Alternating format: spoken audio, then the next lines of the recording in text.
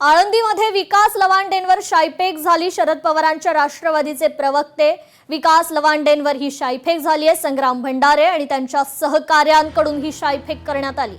तर मला जीवे मारण्याचा प्रयत्न झाला असा आरोप यावेळी विकास लवांडेंनी लगावलाय। तर लवांडेंनी वारकरी संप्रदायातील घुसखोरांची यादी जाहीर केली होती आणि यावरूनच ही शाईफेक झाल्याची माहिती समोर आली।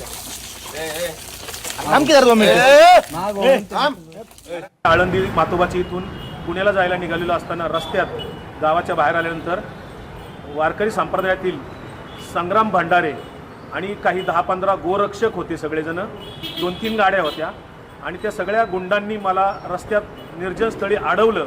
माझी गाडीवर मला उतरून माझ्या अंगावर 2-3 शाईच्या बाटल्या ओतल्या, मला धक्काबुक्की केली आणि 2 जणांच्याकडे रिव्हॉल्वर होते। ते सगळेजण मला जीवे मारण्याची धमकी देत होते। त्यात लोक जमत असताना ते मात्र तात्काळ पळून गेले।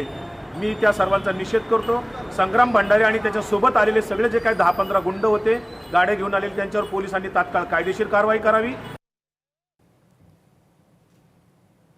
यावर संग्राम भंडारे यांनी लोकशाही मराठीला काय प्रतिक्रिया दिलेली आहे पाहूयात।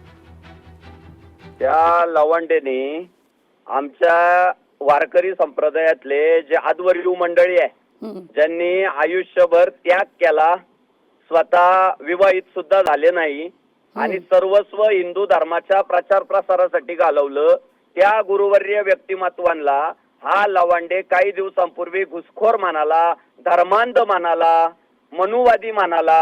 अहो, आम्ही जातीयवाद संपून हिंदू धर्मातल्या 18 पगड जाती, 12 बलुतेदार सगळ्यांना एकत्रित आणण्याचं काम या वारकरी संप्रदायानं केलं आणि हा आता त्या आमच्या गुरुवर्यांवर जर असले घाणेरडे आरोप करत असेल आणि त्याची प्रतिमा खराब करायचं काम करत असेल आणि जाहीर सांगत असेल की यांना तुमच्या गावात बोलवू नका, तर हे आम्ही कसं सहन करू शकतो?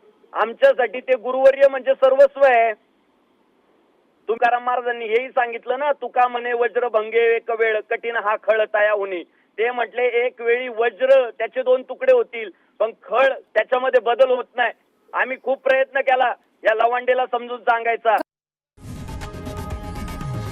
लोकशाही मराठी ऐका, पहा, जागरूक रहा।